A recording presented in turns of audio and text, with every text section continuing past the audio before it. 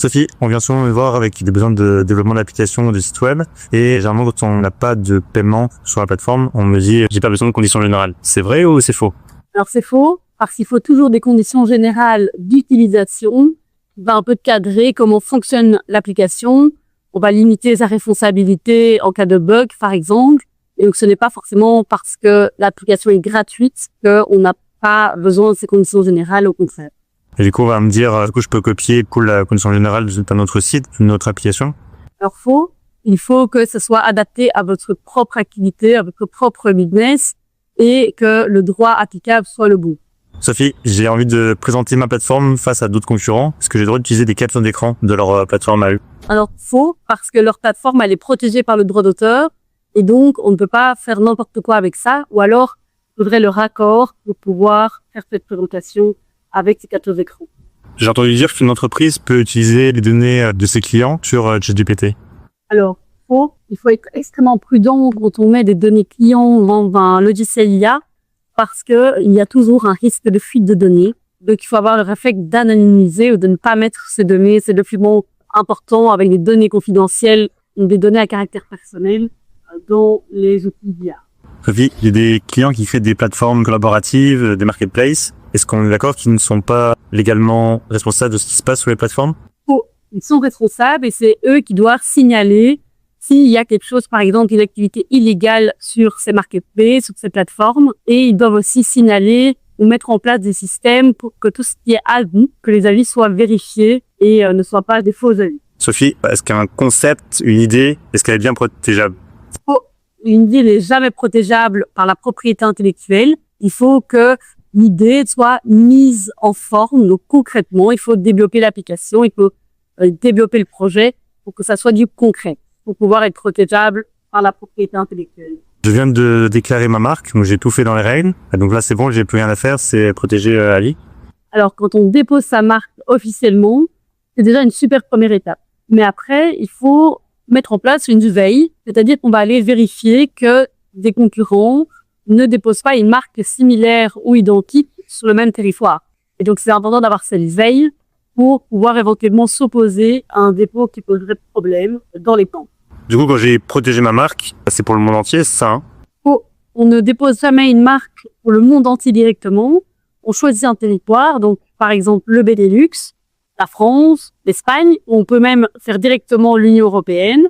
Et puis sur base de ça, on peut éventuellement étendre à certains pays, aux États-Unis, à la Suisse, etc., en fonction des clients qu'on a et des endroits où on veut protéger la marque. Sophie, la petite question, si je crée une bannière sur mon site ou sur mon application pour tout ce qui est cookies, avec tout ça, je respecte le GDPR, hein, ça me suffit. Faux, ce n'est pas suffisant. Une bannière cookie, c'est une bonne première étape, mais ce n'est pas du tout suffisant si on veut être complètement conforme au RGPD. Il y a plein d'autres choses à mettre en place et donc entourez-vous de conseils pour vraiment vérifier votre mise en conformité à cette émission. Du coup, là, quand j'ai protégé ma marque, on est d'accord qu'il n'y a aucun concurrent qui peut la réutiliser sur mon territoire, hein.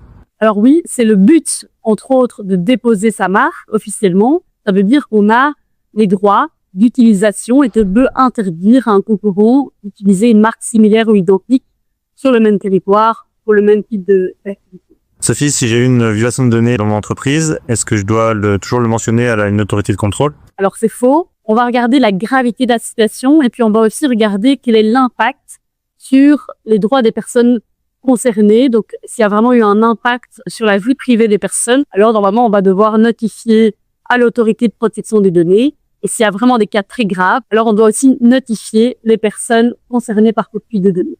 Sophie, j'ai entendu dire qu'un freelance n'a pas vraiment besoin de mention légale quand il travaille tout seul.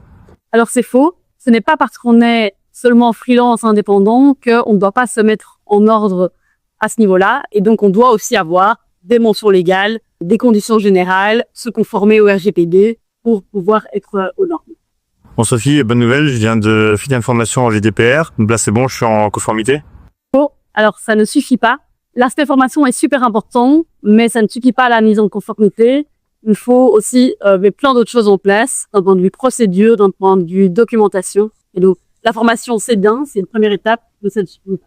Donc là, je viens de créer mon entreprise, donc je vais donner un nom. Donc là, on est d'accord, ça protège ma marque, hein. Alors, faux, parce que déposer juste le nom de votre entreprise ou un nom de domaine, En fait, ça ne suffit pas. Il faut déposer officiellement auprès d'un office des marques le nom pour pouvoir le protéger vraiment en tant que droit des marques. Sophie, tu me confirmes que si une agence web n'a pas, dans ses conditions générales, le fait de céder les droits à son client, alors celui-ci n'a aucun droit, finalement, sur le code qui est produit pour lui, même s'il a payé. Alors, cette fois-ci, c'est vrai.